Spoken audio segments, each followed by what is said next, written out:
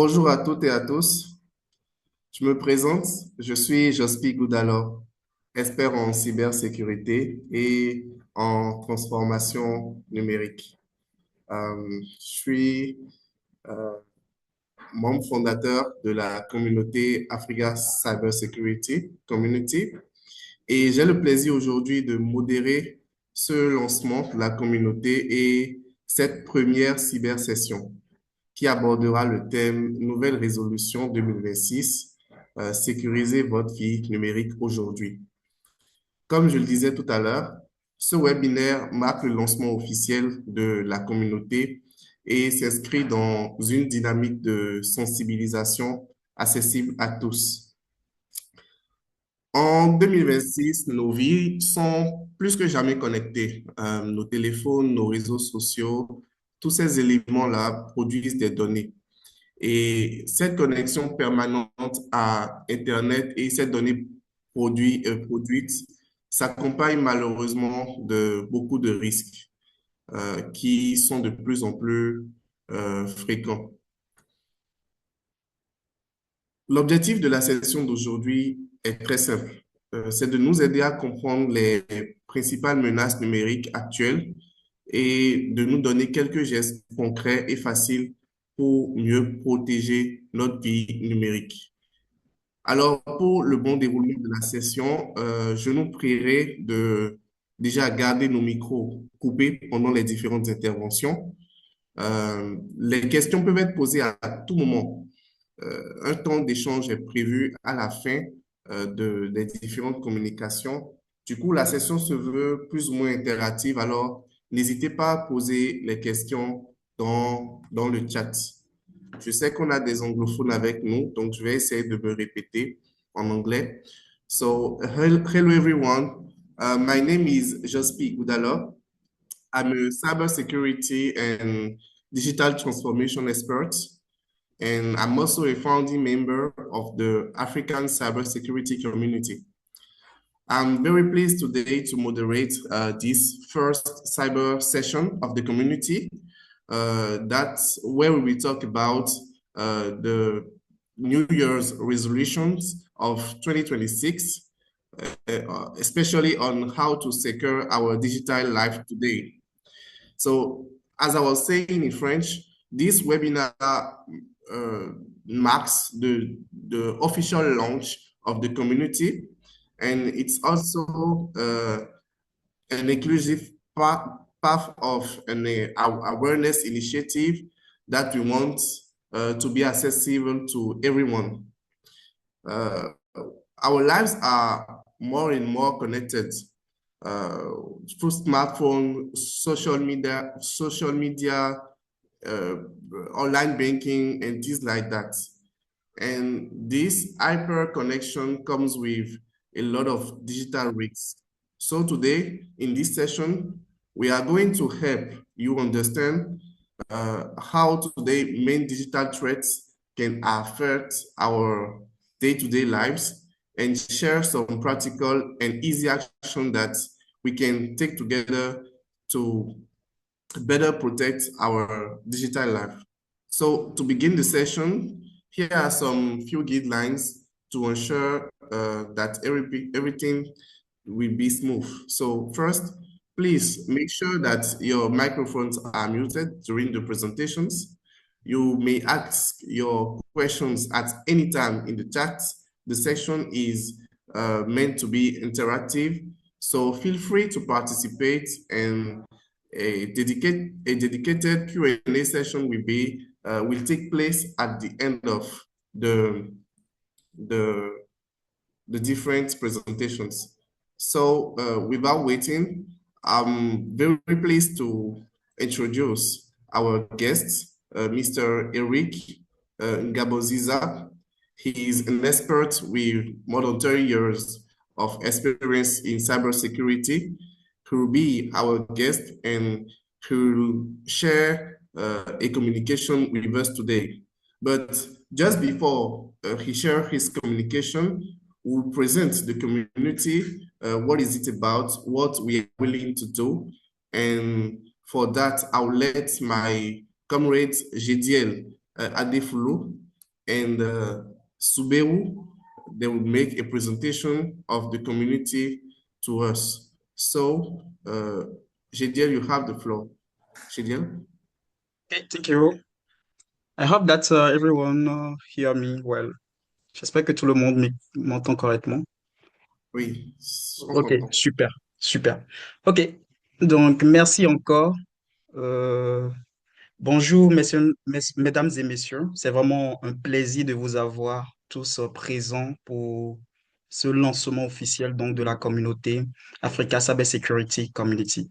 Alors, je me présente, je suis Gédiel Adefoulou, je suis un ingénieur en cybersécurité et membre actif de plusieurs communautés, dont la communauté Africa Cybersecurity Community, où je fais partie aussi des membres fondateurs donc, de cette communauté. Alors, l'objectif donc de cette présentation est surtout de présenter dans un premier temps pourquoi alors nous avons pensé à cette communauté, quels sont les objectifs qui sont visés. Et je passerai ensuite la parole à mon collaborateur qui viendra aussi terminer cette présentation. Donc, pour commencer, je tiens à rappeler que quand nous parlons aujourd'hui de numérique, de digitalisation, l'Afrique n'est plus en retard. Au contraire, nous pouvons aujourd'hui voir avec toutes les innovations qui sont présentes que nous vivons aujourd'hui dans un monde où le numérique est devenu plus que nécessaire. C'est devenu quelque chose de très vital, que ce soit dans n'importe quel domaine que nous nous trouvons, puisqu'elle impacte énormément les différents domaines tels que le commerce, le, les relations sociales, même les écoles aussi, aujourd'hui, même les marchés sont impactés par le numérique. Mais une grande question se pose, c'est avec toute cette évolution, toute cette digitalisation, est-ce que nous sommes réellement sécurisés? Est-ce que nous sommes sûrs que les informations qui transitent autour de ces solutions-là, qui sont développées pour pouvoir faire progresser les choses, sont sécurisées, sont saines?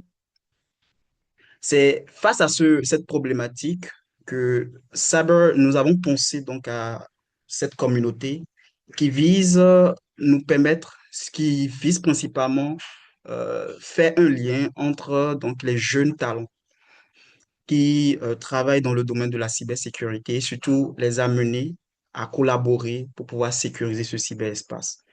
Parce que avec cette transformation numérique, il y a énormément de menaces qui sont présentes.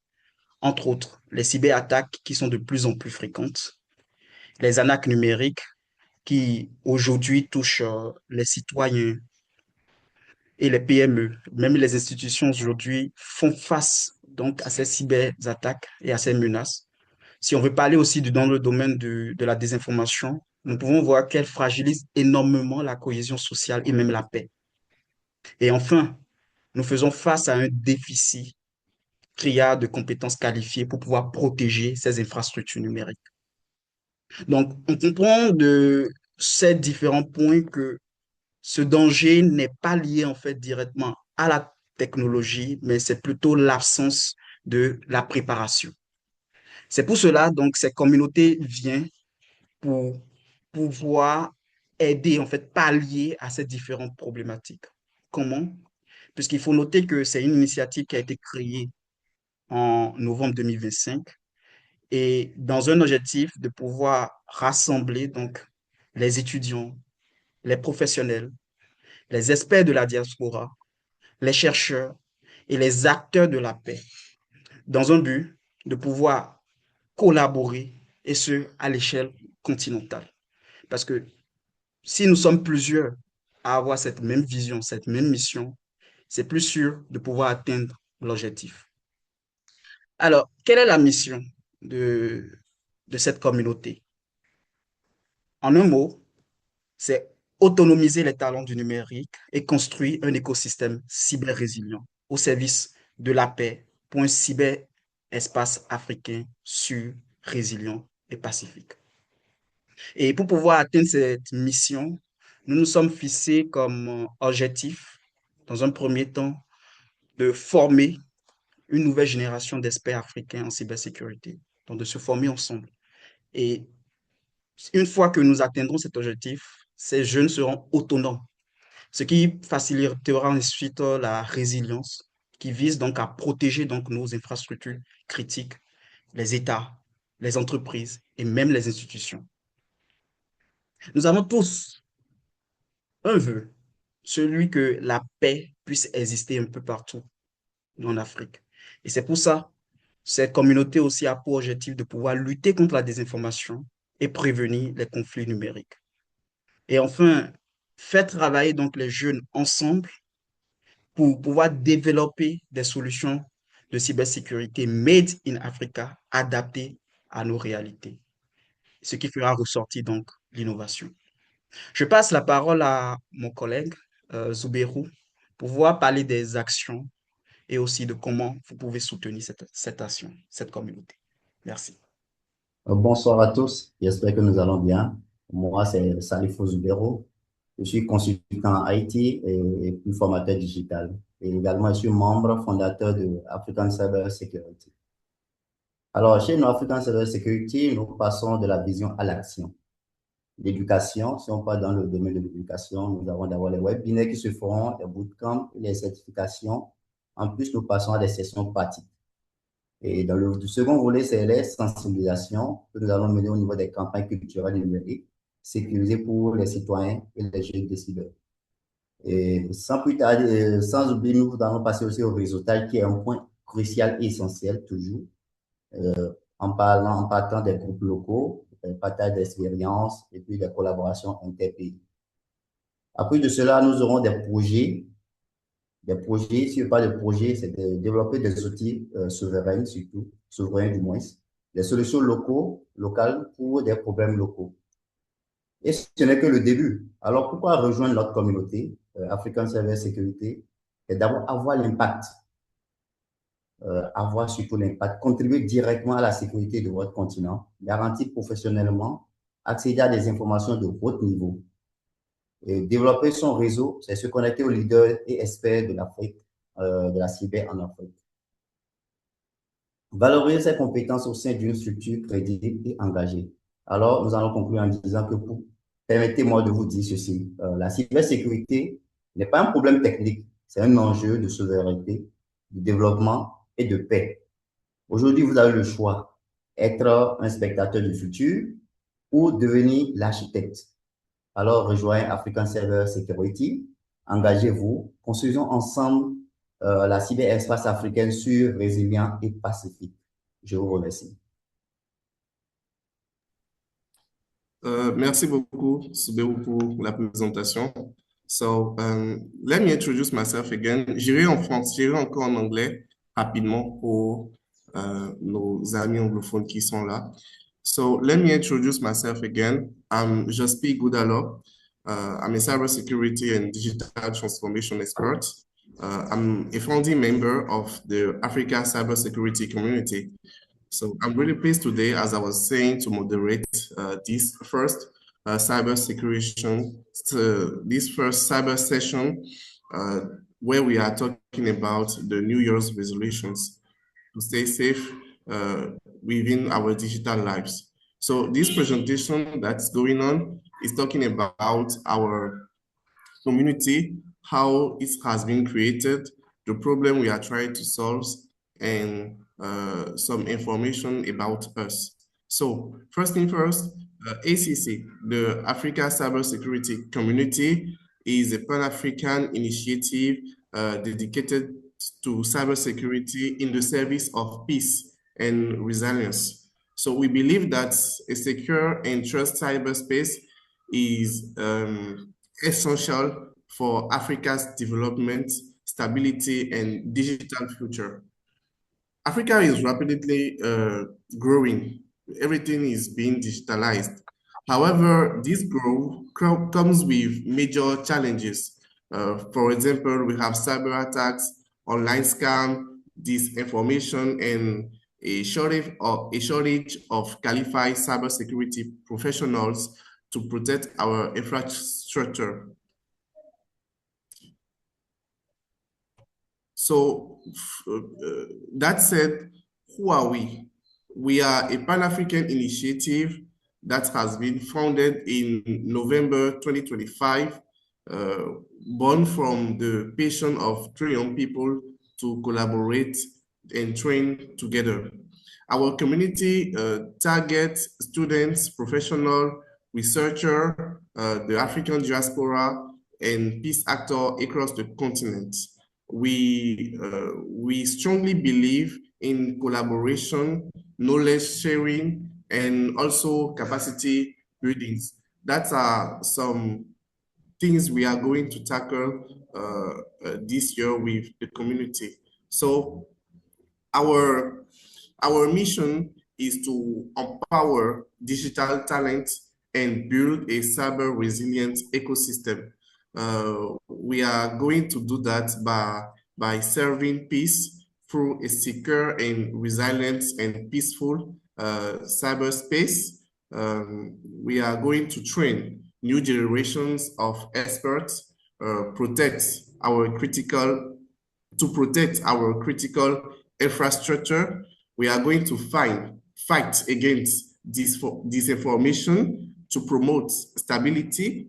And we are also going to encourage innovation through African-made cybersecurity solutions.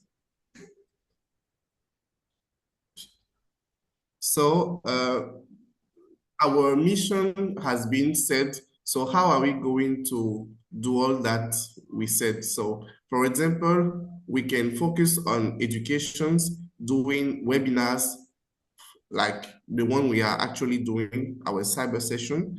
We are going to do boot camps and certifications to teach people how to do certain things and technical things. We are also going to do some awareness on digital culture campaign, on digital culture, and some campaign on how to stay safe online. We are also going to use networking within our local groups and within our knowledge sharing system. So we also have a lot of projects like the development of sovereign tool and things like that. Our approach is practical, collaborative, and also impact driven. So why should you join us? African cannot build a prosperous digital future without training its youth. That's something we strongly believe in. So joining our community means becoming a part of a big Pan-African movement that's actively working for a safer, more resilient, and more peaceful cyberspace. So you can decide to join us to be an architect of our future all together. We strongly invite you to join the community, to participate in our activities, and as I was saying, to become an architect of our digital future here in Africa. So the links to join the community are on the slide there, but we'll also be sharing them with all of you. We make sure you get every way to get in touch with us. So thank you a lot for joining us today. Africa's cybersecurity community for peace and resilience. So without delay, I'll let our special guest that I'm thanking to join us today, I'll let him have the floor. He'll be sharing his presentation with us and teach us a lot of things that will be useful. Thank you, Mr. Eric. You have the floor. Okay, thank you, everybody. I think, are you going to share the screen?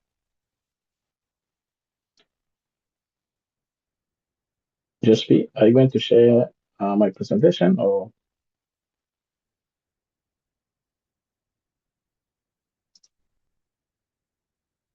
You can share it.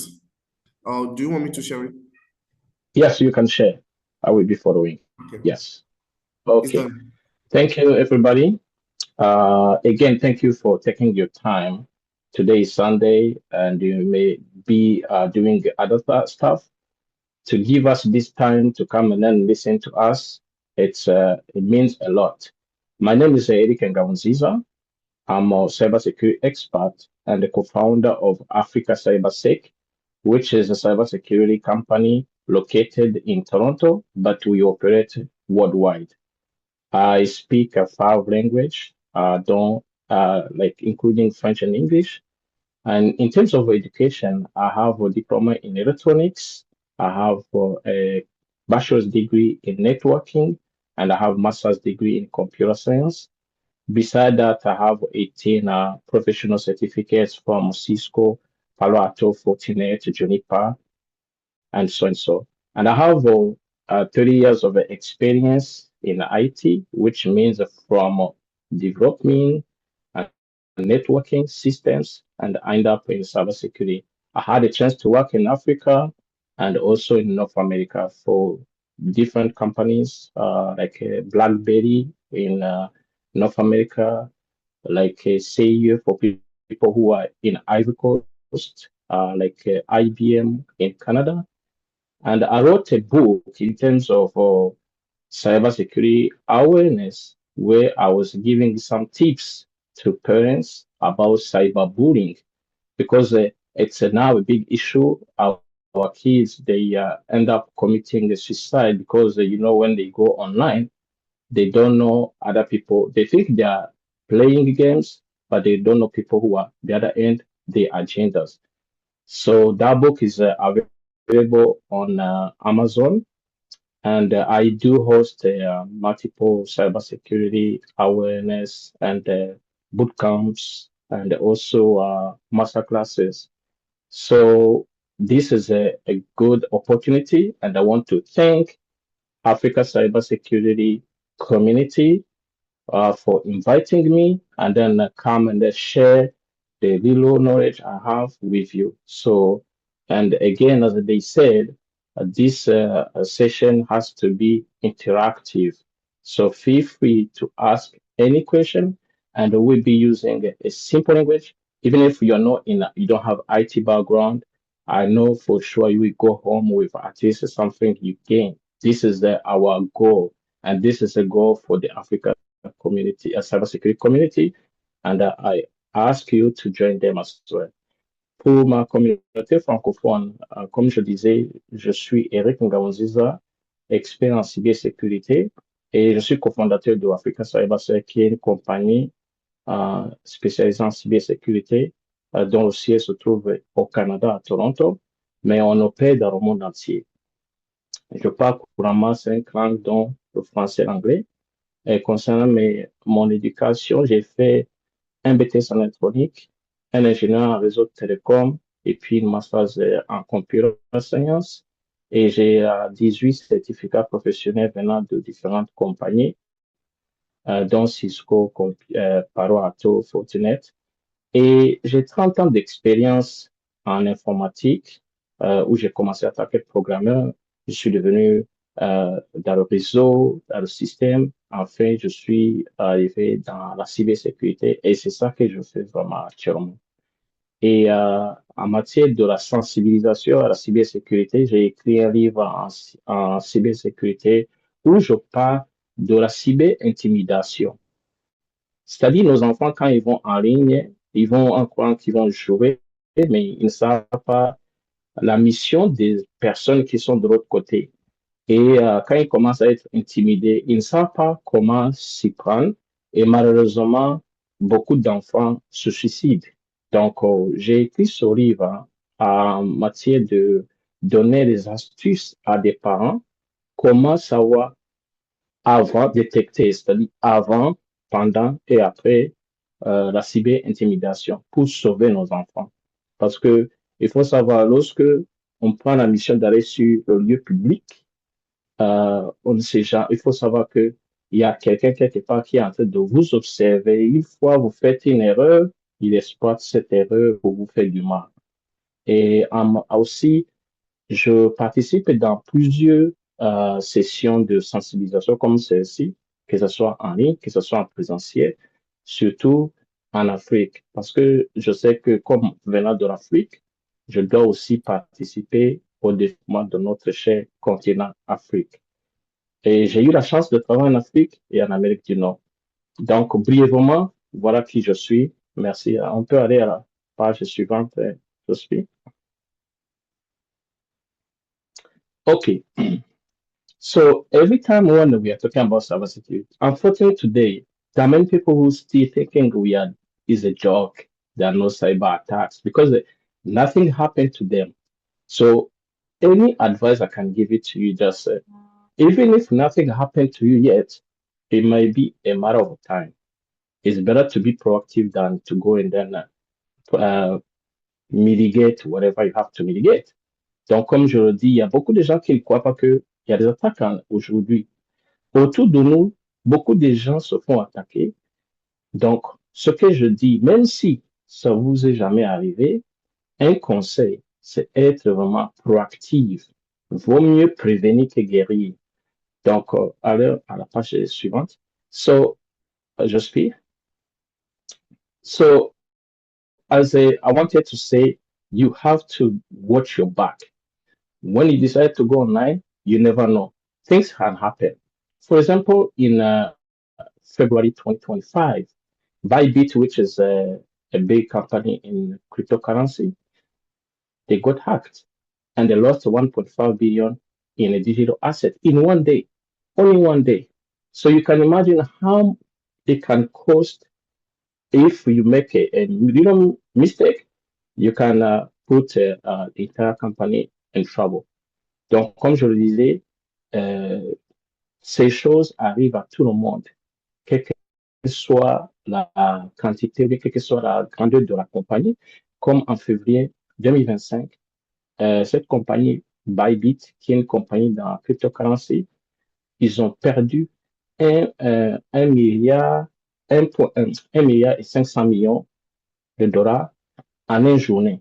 C'est-à-dire, c'est beaucoup d'argent. Donc, c'est pour attirer votre attention que les petits gestes que nous faisons, même si on ne fait pas attention, ça peut causer des dégâts, des grands dégâts.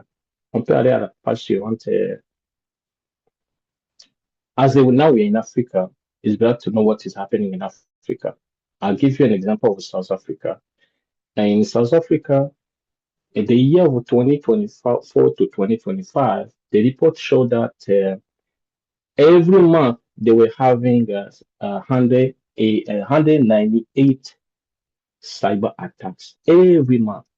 So since 2025, in April 2025, it increased. So now we are not talking about only 198 attacks per month. Now we are talking about 284 cyber attacks per month. You see, it keeps growing. Now, as a cybersecurity professional, it's our mission to keep doing this cybersecurity awareness, to educate people so we can see how we can break down this growth of cyber attacks. So you can see multiple attacks happened last year. For example, you have Zondo Collision, which they hacked their website and then they used when you go to their website, it goes to Indonesia online gambling. So you can imagine if it's like official website, people they are visiting and then they go somewhere else. It's annoying. It's not comfortable. You can see like Mediclean lost 4 gigabytes of data. So just while we are saying that, just to show you that this can happen to anybody. So it's better to keep ourselves up to date. During this kind of initiative, be aware of what is happening around you so you can know what to do. Comme je disais, comme nous sommes en Afrique du Sud, par exemple, l'année de 2024-2025, le rapport avait montré qu'il y avait eu des cyberattaques en moyenne. Par mois, c'était de 198 cyberattaques par mois. Mais à partir du mois d'avril 2025, ces attaques ont augmenté. C'est devenu maintenant 284 attaques, cyberattaques par mois. Donc, c'est-à-dire que c'est un grand problème. Et c'est pour ça qu'on augmente ces genres de sensibilisation pour éduquer les gens, savoir comment s'y prendre lorsque ils décident d'aller sur Internet. Nous avons nos cellulaires et cet appareil que nous avons dans notre main là, c'est un bon appareil, oui. Et il faut l'utiliser vraiment de façon intelligente. Sinon, cet appareil deviendra un couteau à double tranchant. Donc, parce que notre smartphone est connecté sur notre banque en ligne, est connecté sur beaucoup de choses qui contiennent nos informations sensitives. Just be next. Okay. Now, we are going to share with you, these are not all the attacks exist, but these are the common attacks. We are talking about social engineering attack. What does it mean? A social engineering attack means is a technique a criminal will put in place to convince you to give him or her your sensitive information. What does it mean sensitive information? A sensitive information can be your name, your last name, your address, whatever belongs to you and your privacy. So they will use different tactics, different system, different way to get that information. Maybe that was the last piece of puzzle they were looking to harm you. So first technique they use is phishing. What does mean phishing? Phishing means is they use email.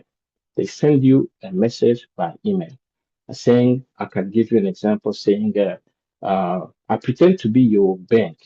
As your bank is sending you a message saying, dear customer, we noticed that last month we took more than we should took from your account.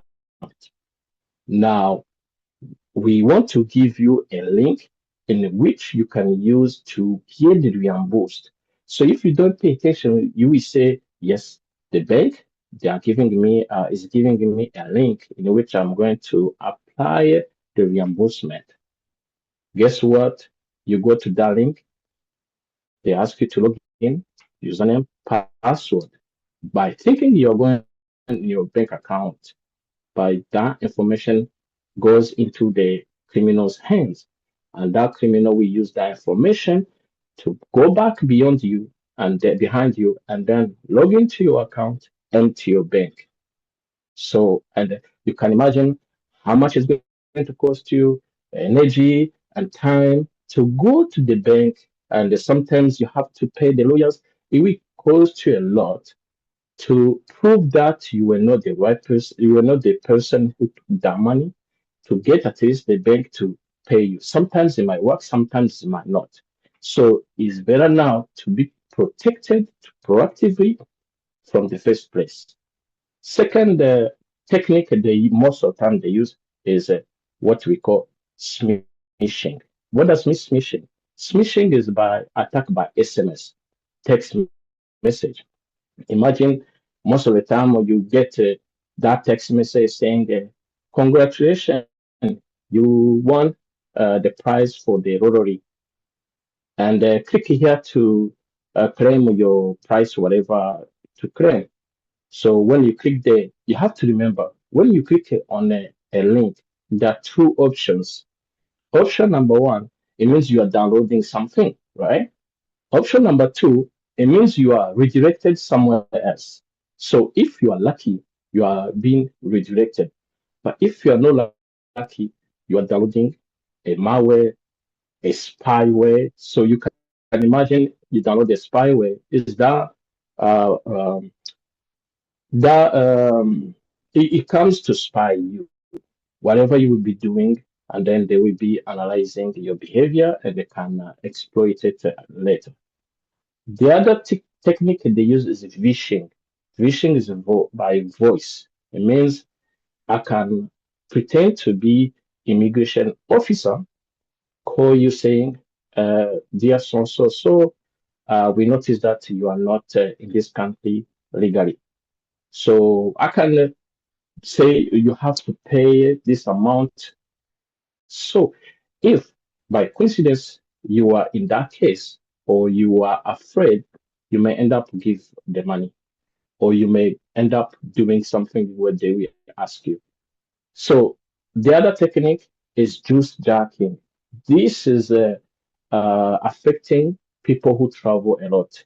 So sometimes when you travel at the airport, you have maybe your phone is not charged and you want to charge it. Most of the time you go and then you see one plug and then you start to charge your phone. Nowadays, with the new USB, the USB now passes, it has the capability to pass the current and also data. So that's why you have some USB, you can use USB to charge your phone. Unfortunately, the criminals use that facility or that convenience way to bag or to use like a trap. So they bag those ports. Once you connect, it means at the same time your phone is in contact with or whatever they put into the plug. So immediately you download the spyware.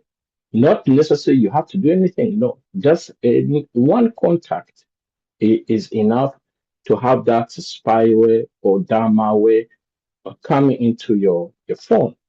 So these are the, as I said, these are the common. It doesn't mean that these are only attacks exist, but these are the more common. It's better us to know because it may happen to anybody, but if you are aware of that, you can avoid it or you can protect yourself. That's the goal of this webinar. Pour vous résumer un peu en français, ces attaques d'ingénierie sociale, ça ne veut pas dire que ce sont les seules attaques. Il y en a beaucoup. Mais ces attaques, ce sont les attaques les plus courantes et on veut partager avec vous pour que vous puissiez au moins être au courant des attaques qui peuvent exister afin que vous puissiez les éviter ou bien vous protéger contre ces attaques. Il y a l'attaque phishing qui est la plus populaire même. C'est par email. On vous envoie un email. On prétend être une banque ou bien on prétend être Amazon. C'est un exemple, Amazon. Et Amazon vous dit que ils vous ont prélevé beaucoup d'argent qu'il fallait vous prélever. Donc, voilà le lien sur lequel vous pouvez aller réclamer d'être remboursé. Et on vous met sous la pression, on dit que si dans 72 heures, vous n'avez pas cliqué sur ce lien, le lien va expirer. C'est pour vous pousser à ce que vous faites une action. Et quand vous cliquez sur cette lien, souvent, vous pouvez être en train de télécharger un fichier malveillant ou bien un fichier qui vous espionne, ou bien vous êtes redirigé à une autre page qui ressemble à Amazon. Vous mettez votre nom d'utilisateur et puis mot de passe. Vous croyez que vous entrez dans le compte de Amazon, mais non, ces informations sont parties dans les mains du criminel qui va les utiliser derrière et peut-être même changer votre mot de passe et vous allez perdre votre compte. Deuxième option, c'est SMS. Les attaques qui viennent par SMS, qui s'appellent smishing. Vous vous rappelez, c'était en 2024, janvier, quand il y avait la CAN en Côte d'Ivoire. C'était vraiment très fréquent. Or, beaucoup de gens ont reçu des SMS qui disaient que oui, vous avez gagné le ticket de match, quart de finale ou bien demi-finale. Parce que les tickets, à un certain moment, étaient vraiment, pour les avoir, c'était tellement difficile. Et quand on vous dit, bon, cliquez ici pour télécharger le ticket, disons le billet. Voilà, c'est comme ça, on a pu avoir beaucoup de gens ont perdu beaucoup d'argent et beaucoup de données. L'autre attaque, c'est phishing. Ça, c'est par téléphone. C'est-à-dire, je peux prétendre être comme un officier d'immigration qui vous appelle pour vous harceler en vous disant que peut-être vous êtes dans le pays illégalement. Donc, pour vous mettre en légal ou bien en règle, vous devez payer autant. Donc, si par coïncidence vous êtes dans disons, dans ce cas, ou bien que vous avez eu peur, vous risquez de donner vos informations. Et le dernier, c'est just jacking pour les gens qui voyagent beaucoup. Aujourd'hui, le port USB a la capacité de passer le courant électrique et en même temps les données. Donc, c'est pour cela vous voyez les prises de USB, on peut charger nos téléphones. Et malheureusement, les criminels ont pris avantage de cette option et maintenant ils mettent des pièges de façon que quand vous connectez votre téléphone directement et que disons, le câble qui est connecté sur votre téléphone, en même temps, si c'était un fichier malveillant ou bien un fichier d'espionnage, ça rentre dans votre téléphone et le téléphone ne vous appartient plus. Hein. Le téléphone appartient maintenant aux criminels. Well, next.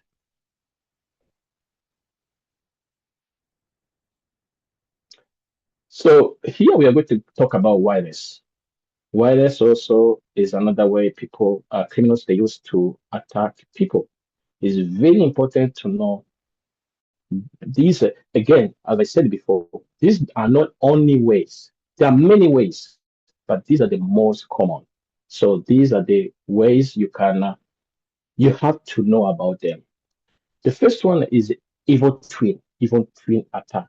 So, you know, all of us, we like free things, free Wi-Fi. Once you see free Wi-Fi, you jump on it quickly because you want to save the money of your data, or you don't want to use your data, so you can use free Wi-Fi. Guess what? That can be also a way hackers will be waiting for you.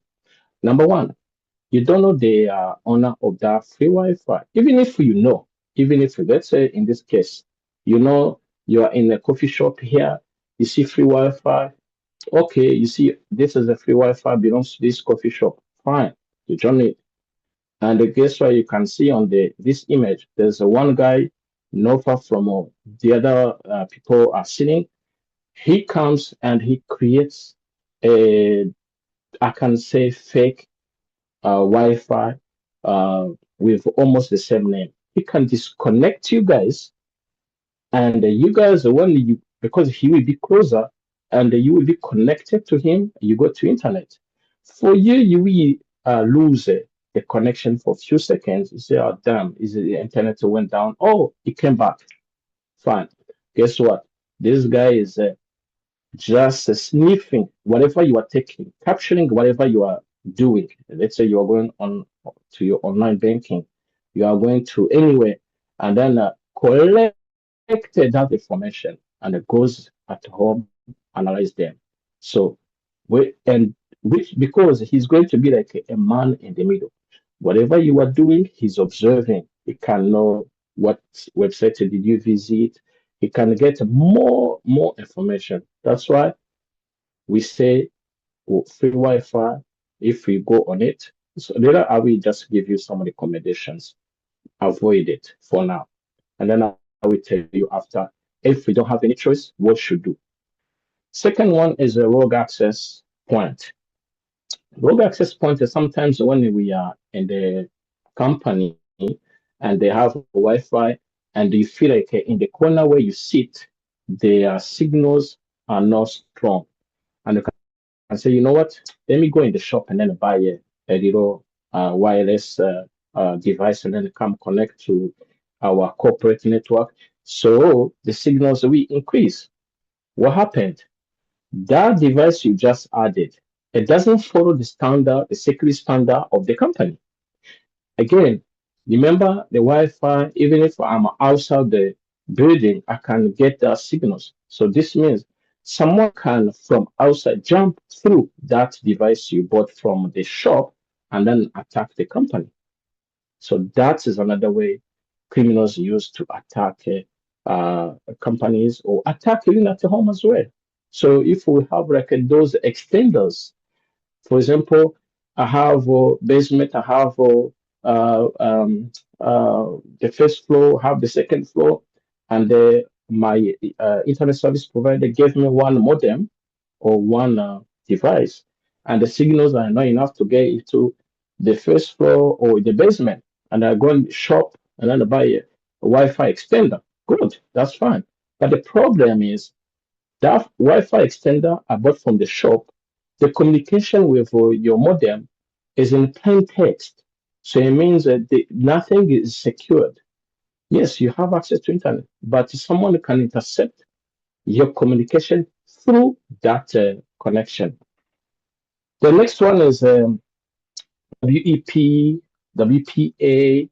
These are the method, when you connect to your Wi-Fi, they will ask you, is it WPA, WEP? So these are the well-known, they have known vulnerabilities. So people, they use the vulnerabilities of these encryption you use for your Wi-Fi to attack you. That's why it's better to keep yourself up to date. It doesn't mean that you have to be an expert. No. By participating in the sessions like this is enough, because you will keep getting some new things. You can make yourself up to date. Today, if you have a Wi-Fi and you are still using WEP, know that you are not secured. You are using WPA, you are not secured. At least WPA2 and WPA3. That is what we can recommend for this cracking attack. The last one is the word driving. This is interesting. Again, as I said, the Wi-Fi, you can get the signals even if you are outside of the house. So as you can see on this image, someone is sitting in his car and then near your house, and the signals are enough to get there. So if your Wi-Fi is not well protected, this guy can jump into your Wi-Fi and conduct an attack. So which means he can attack another company, finish, close his laptop, and then it goes away. Guess what? That company which was attacked, of course they will know at one point, and they will do investigation, and the investigation will end up saying, oh, this attack came from this IP, and this IP was used by this house. So the investigators, they will come to your house. Can you imagine how much stress, energy, time it will cost you to prove that you are innocent? So it's better from the first place to well protected your Wi-Fi. Don't share your Wi-Fi password to anybody. No, just protect your Wi-Fi, not to avoid to be in this kind of situation. These are not comfortable situations. Pour résumer, en français, pour les attaques, par exemple, de Wi-Fi, qui est aussi des méthodes d'attaque les plus courantes, encore comme je l'ai dit avant, ce ne sont pas seulement ces attaques. Il y en a beaucoup, mais ça, ce sont les attaques les plus courantes. Il y a la première attaque, c'est les Evil Twin. Nous tous, on aime les choses gratuites, je comprends. Et on voit un Wi-Fi gratuit, on saute dessus. Mais on ne connaît pas le propriétaire de ce Wi-Fi. On ne connaît pas sa mission. C'est-à-dire que peut-être il a mis son Wi-Fi là-bas pour voir.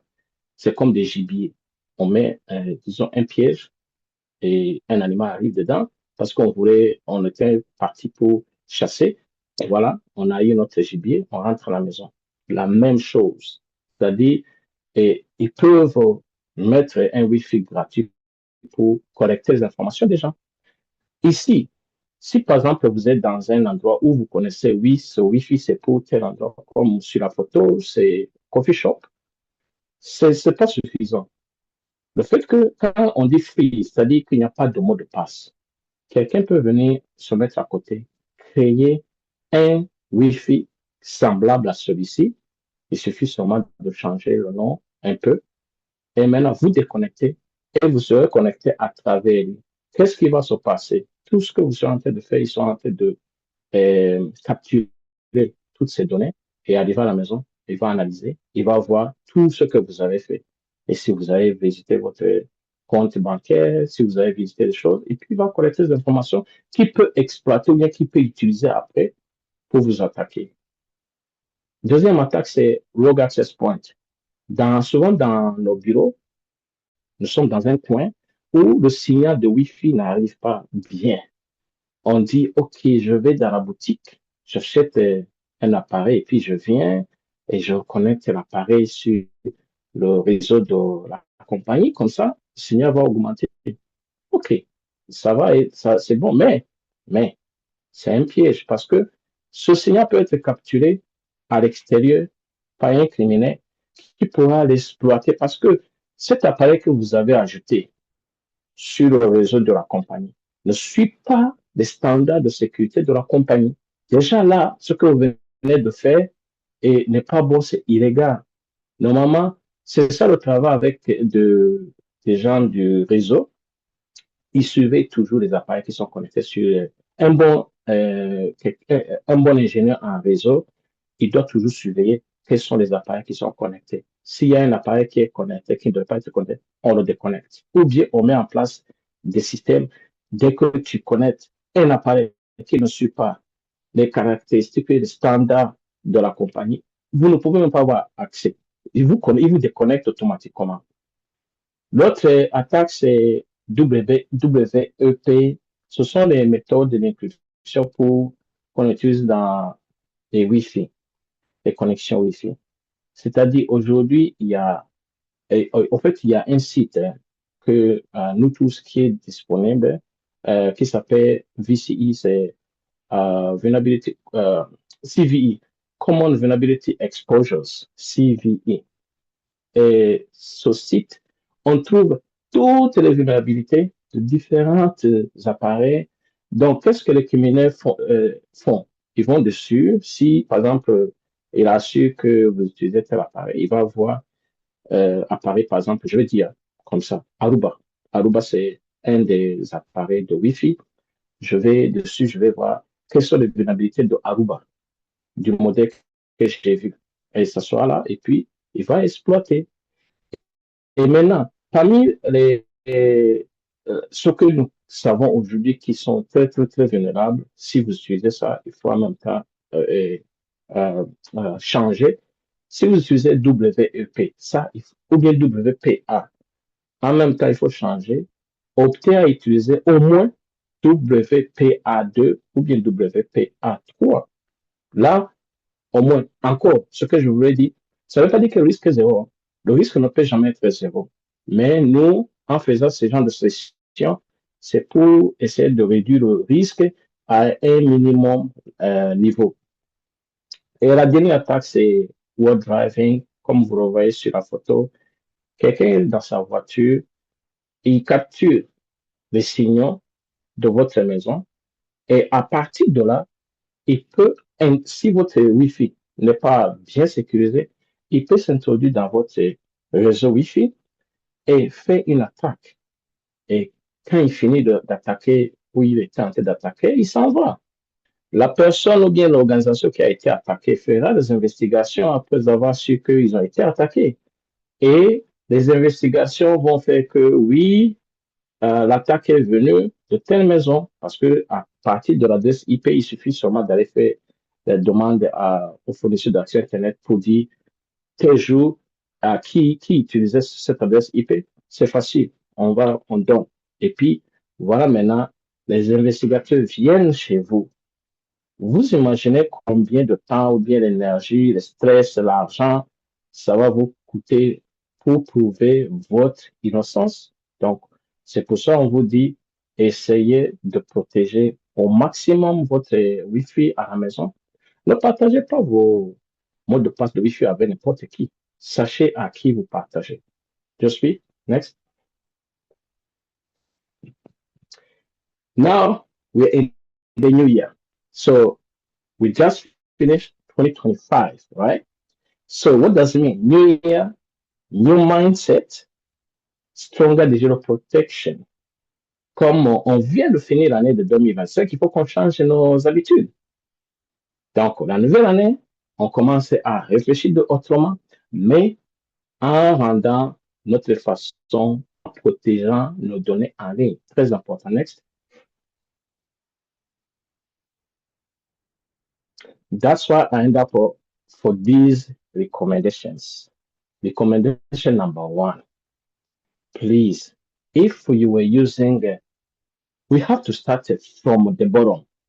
So if you were using your password, the same password used for your Facebook, Instagram, LinkedIn, the X, whatever, that's wrong. Use of course, a good password, but unique, which means For Facebook, I will use a password. For Instagram, I will use another password. Why? Because if you use one password everywhere, it means once someone that we crack your password, we have access to everything. Again, you have to remember, we say, as a cybersecurity professionals, we reduce the risk at a manageable level. The risk cannot be zero. So that's why I say every single application uses its password.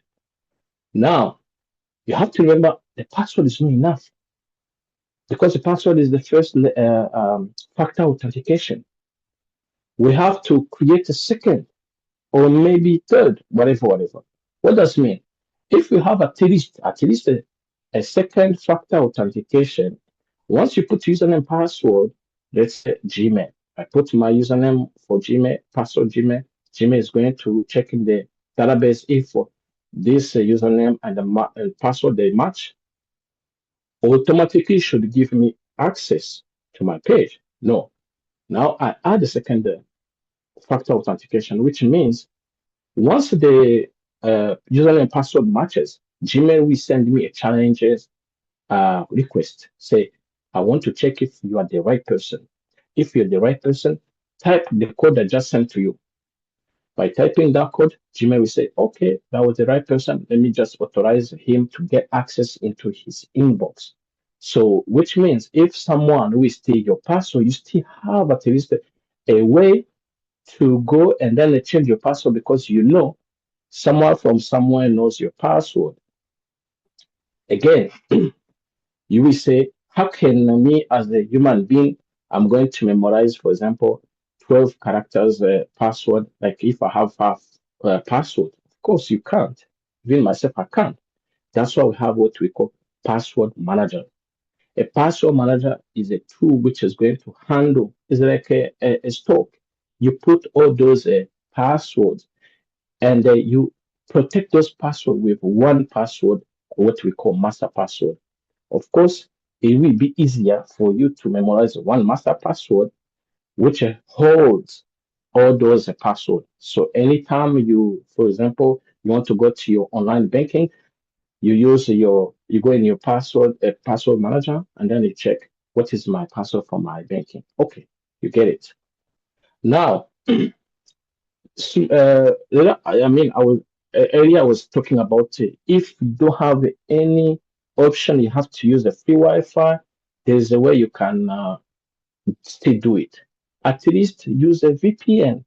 What does mean a VPN? Is a virtual private network, and this virtual private network is going to create a tunnel. So, which means even if it creates first a tunnel and then encrypt the data, even if for some reason someone will intercept your communication is encrypted. That's why I say if you have no choice, you have to use a free Wi-Fi, at least use a VPN. Next, I was talking about juice jacking. So if, for example, you travel a lot, sometimes your devices get discharged, you have to charge them, at least use a USB data blocker.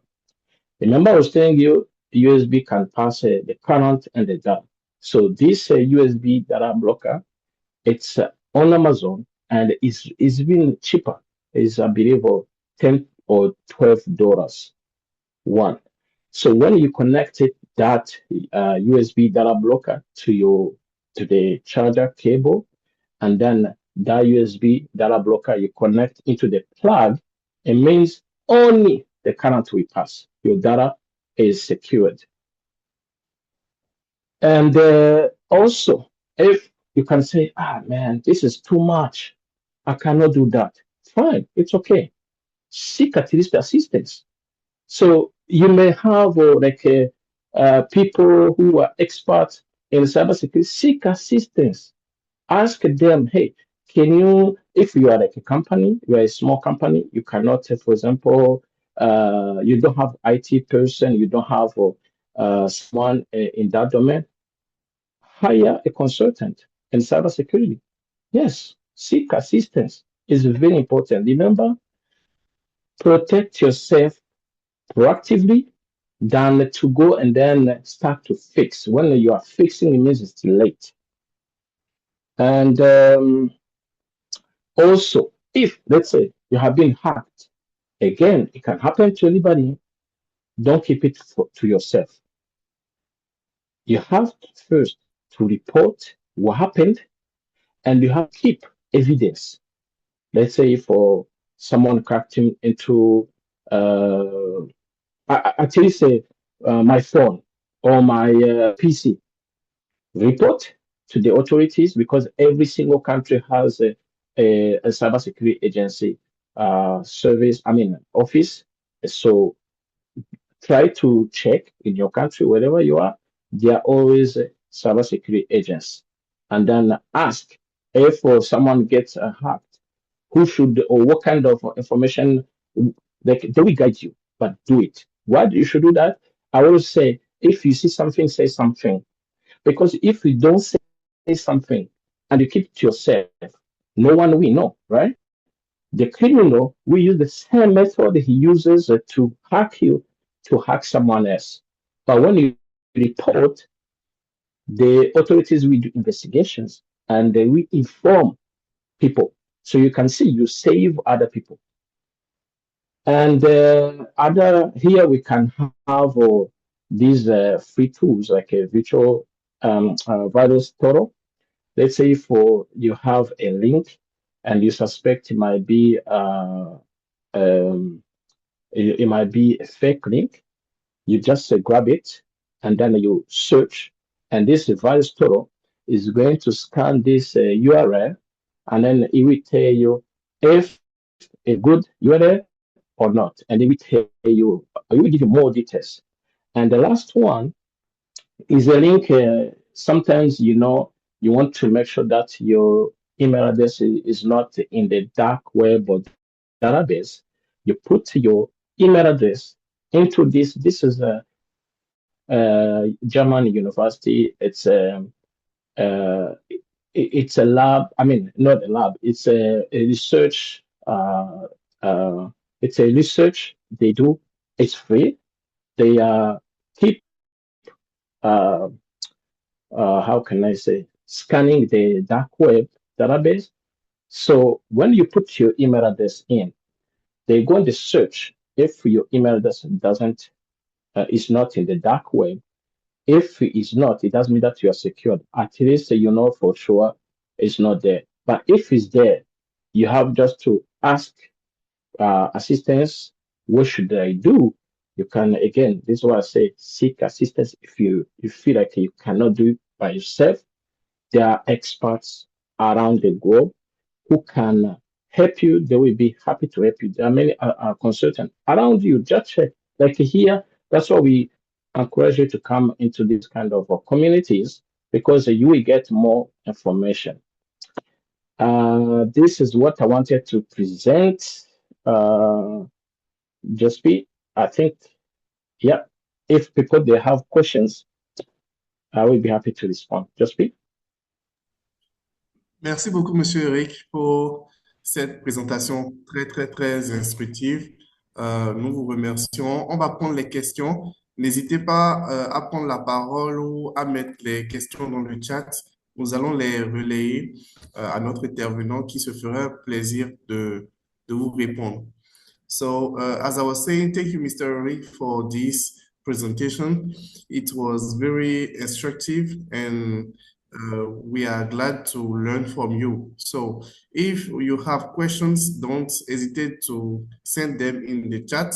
We will relay them, and you can also use your microphone and directly speak. So thank you. The Q&A session is open. Yeah, feel free to ask any question. You have to remember that there's no stupid question. Every question has its value. Donc, ne vous gênez pas, ne soyez pas timide, posez vos questions. Il n'y a pas de questions stupides. Toutes les questions ont une valeur. Donc, je serais vraiment content de répondre à toutes vos questions. Et on aimerait que vraiment chacun puisse partir avec au moins quelque chose d'ajout sur ce qu'il connaissait sur la cybersécurité. Merci.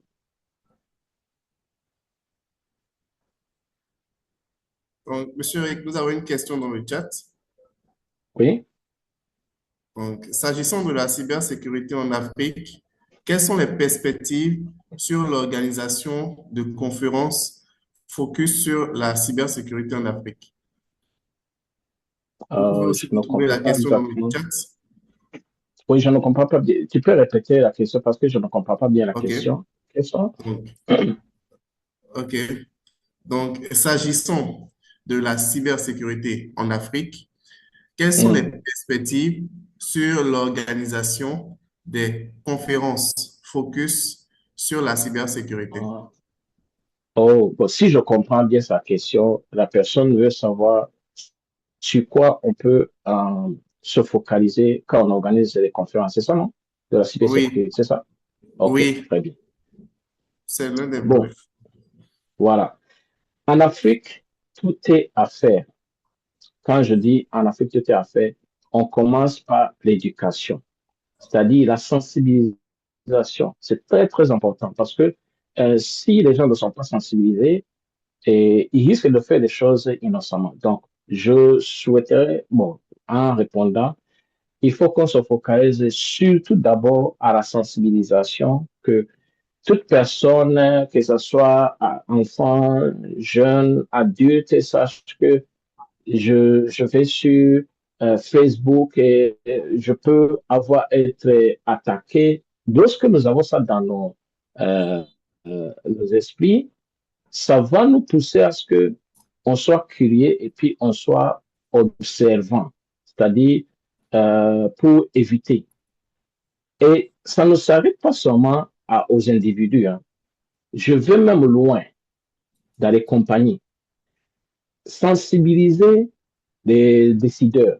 Les décideurs, c'est-à-dire, ce sont les managers, les team leaders ou bien les propriétaires des compagnies, à ce qu'ils comprennent l'intérêt de l'investissement en cybersécurité.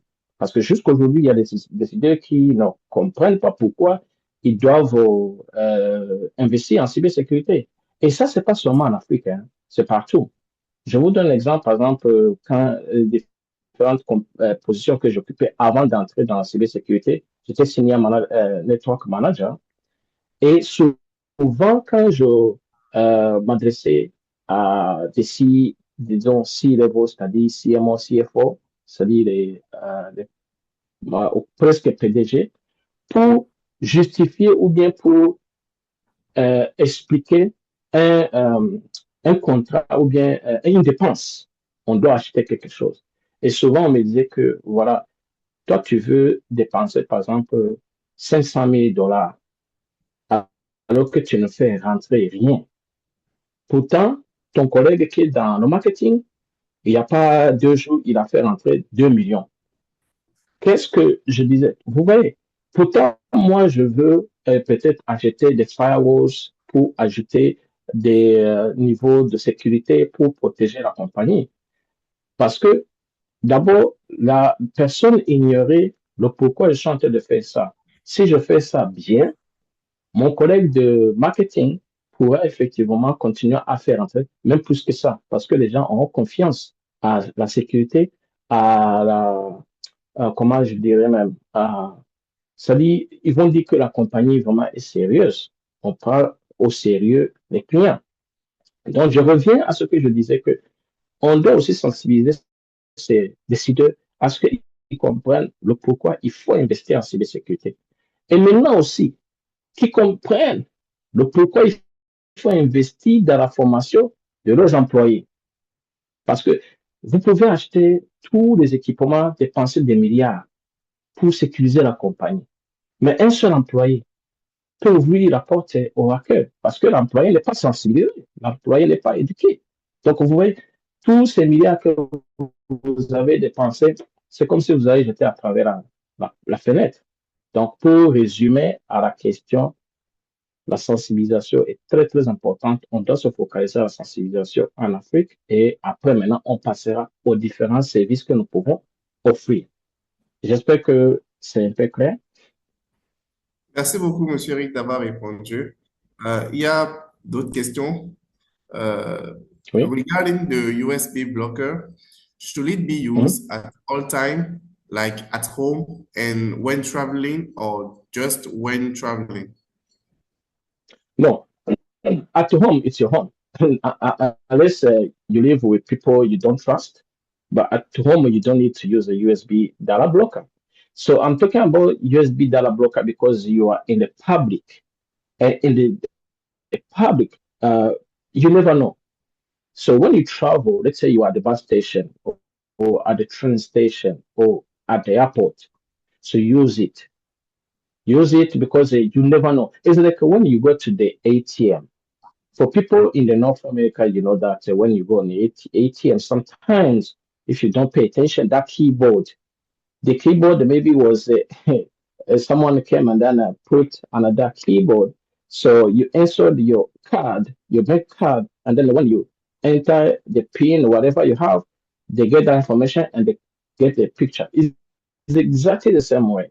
So that's why when you go to the ATM, you just check to see if that keyboard is the original keyboard or is not someone who added it. So use that USB data blocker when you're traveling. At home, you don't need to. Is it clear? Yeah, it's very clear. So to resume, you should use the USB data blocker anywhere you don't trust the environment. Yes. Donc, j'ai une autre question pour vous, Monsieur Eric. Avec le passage à l'IPv6 et la multitude d'équipements aujourd'hui en domotique ou avec tout autre objet connecté, comment se préparer et protéger son domicile? C'est-à-dire au passage de IPv6. Yeah. Tu peux répéter un peu? Avec tous les équipements, oui. Avec le passage à l'IPv6 et la multitude d'équipements domotiques qui existent aujourd'hui, comment se préparer et protéger son domicile? La protection est la même, que ce soit IPv4 ou IPv6. Déjà, IPv6, ici, on utilise déjà IPv6 à la maison. Donc, que ce soit IPv4 ou IPv6, si par exemple, vous aviez... La protection de la maison, c'est comment? Le fournisseur d'accès Internet, il vient et vous donne le modem. OK? Lorsqu'il vous a donné le modem, c'est fini. Maintenant, le reste, c'est chez vous. C'est vous qui allez organiser. Vous pouvez venir connecter un firewall derrière le modem et vous séparez disons, la maison comme vous voulez. Par exemple, vous pouvez créer un réseau qui est, par exemple, pour les visiteurs, un réseau qui est pour les gens de la famille, un réseau pour, dans mon cas, par exemple, mon lab, des choses comme ça. Donc, de la même manière que j'ai protégé ma maison quand c'était IPv4, rien n'a changé. Ce qui peut changer, c'est le remplacement des équipements qui ne supportent pas IPv6 peut-être.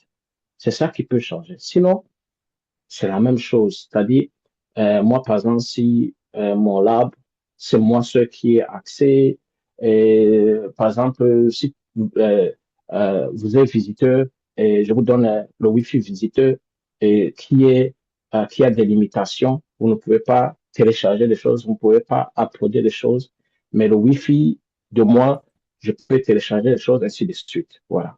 Donc, rien ne change. C'est seulement peut-être que vous avez un ancien appareil qui ne supporte pas peut-être. C'est tout. C'est ce que je peux dire. Merci. Merci beaucoup, Monsieur Eric. J'ai une autre question de Tamba Jao. With different countries having different data protection laws, how should African fintech manage customer data securely and legally? No, for the fintech, in that case, we go into it depends. There are many ways. So regulations and compliance. So fintech, it goes under the financial compliance, which is a PCI DSS, which is universal. So no matter what, even if you are in a XYZ country, if you follow PCI, you're okay. But you have to know also the country regulation. I can give you an example here in North America. If I'm in the US, I cannot pass financial information to Canada. No, they cannot cross the border. So you see, so you have to know the universal compliance and the regulations, and also your country regulation, because in your country they may say you cannot do this, do that. So you have to be aware of that as well. So it varies, it changes country to country. It's better to be aware of the standard regulations and the compliance based on your sector of operation. Okay. Thank you, Mr. Eric. We also have another question. Someone wants you to re-explain rapidly Jewish jacking attack because he was having some bad signal at that time. So can you please? Sure. So this this how it happened. How what happens? So you go at let's say at the bus station, you connect your USB cable to charge because there is a USB plug, and you charge. You think you are charging your phone. Yes, you will charge your phone, but the data also will be immediately in touch with that plug. If that plug was buggy, it means you may end up getting a spyware or a malware into your phone, and the phone doesn't belong to you anymore. What does it mean? It means whenever you are, even if I'm in Australia and you're in Africa, I can see what you are doing like you were just next to me, just using your phone as you were sitting next to me, and I can do whatever I want. And you have no more access. I have a super admin control to your phone. It means I have more power than you for your phone. I can switch it off. I can switch on at any time I want. So that's why I was recommending, if you know that you travel a lot and use those USB charger, buy that USB data blocker. It's cheap on Amazon. It's like I believe 12 or maybe less than $12, but it will help you a lot. You just connect it. That USB is a little. It's a little. Let me see if I have one here. What is my? Let me see. Let me see. Oh, I don't see it. I was going to show you. It's a little device. You just connect your cable on that device, or maybe just P. Is it possible for it to show the image? Let me see if I can. Let me see if I can share. I'm going to check because it's better for people to have an idea. It's small, but it protects you a lot. You connect behind that little device, and that little device goes into the plug. Let's see. I can see on Amazon probably, and then you will give me the option to share my screen. USB dollar blocker. Okay.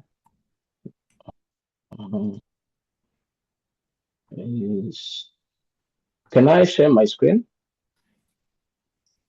Yes, you can. Okay. Let me share my screen. Oh no, I can't. Can you try again? Okay. Okay. Now I have now. Okay. Perfect. So, do you see my screen now? Yeah. Okay. So this is the USB data blocker. So as you can see here, here is where, let's say there are different ways. Let me just say, this is if you have so you connect your cable here, and this portion goes into the wall USB plug.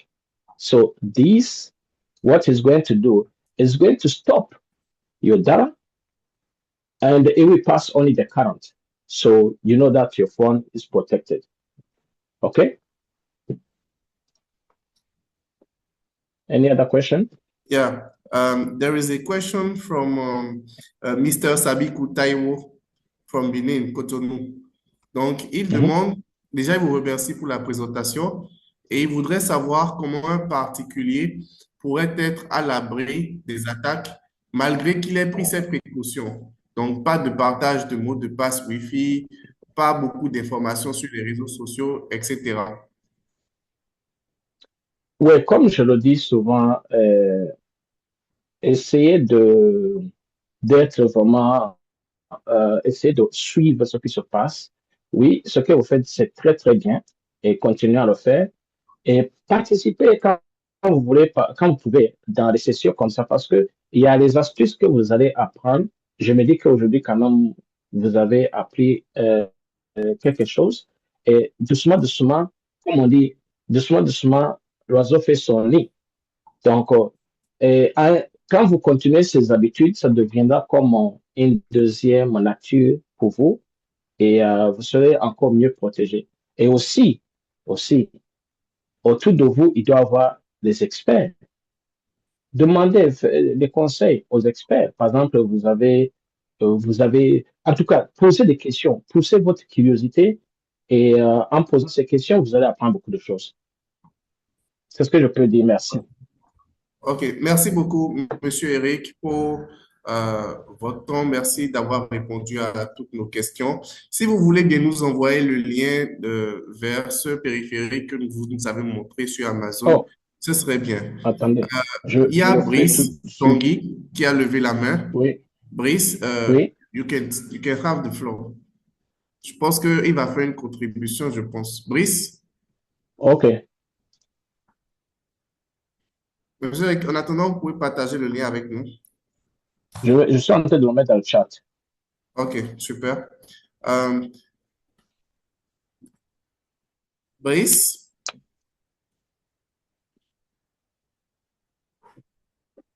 bon, il Je ne l'ai mis répond. dans le chat. J'ai OK, mis le lien dans le chat. OK, super. Brice, il ne parle pas ou bien? Il ne répond pas, donc peut-être des soucis de connexion. Déjà, je voudrais remercier tous ceux qui sont encore là. Merci encore à tous pour votre présence et merci à notre intervenant pour la présentation et les échanges. Merci beaucoup à tous ceux qui ont participé, surtout avec des questions très pertinentes et qui ont permis de renchérir ce qu'on a pu avoir comme information aujourd'hui. Je voudrais souhaiter, enfin, nous faire un souhait. Cette cybersession, ce n'est qu'un début. C'est vrai, c'est la première session, mais on souhaite pouvoir faire beaucoup de grandes choses tout au long de l'année 2026. Nous allons partager toujours les informations au niveau de nos réseaux sociaux. Je souhaite qu'ensemble, on puisse faire de 2026 une année beaucoup plus sûre sur le plan numérique et je nous souhaite à tous une très bonne continuation et à très bientôt. Monsieur Eric, si vous voulez bien peut-être nous donner un mot de fin, quelque chose pour la route, ça va être bien. Oui, merci beaucoup encore pour tout le monde qui a pris son temps dimanche comme ça. Venez nous écouter et ça signifie beaucoup. Le fait que vous avez pris votre temps qui était un temps gratuit pour vous, que vous pouvez faire autre chose, vous êtes venu. Et nous aussi, on était contents de partager nos connaissances et les informations concernant la cybersécurité avec vous. Donc, c'était pour vous dire, pour finir, je voulais vous dire, lorsque vous prenez la décision d'aller sur le lieu public, qui est Internet, rappelez-vous ceci. Sachez que il y a quelqu'un quelque part qui est en train de vous observer et qui attend que vous faites une petite erreur et comme ça, il pourra exploiter cette erreur pour vous faire du mal. Si vous allez toujours vous souvenir de ça, c'est-à-dire vous allez augmenter votre vigilance qui est la sécurité. Et lorsque la sécurité n'appartient pas seulement aux experts, hein, ça appartient aussi à vous parce que vous faites partie d'une communauté. Si tout le monde, chacun individuellement, était conscient vous imaginez comment cette communauté sera très forte.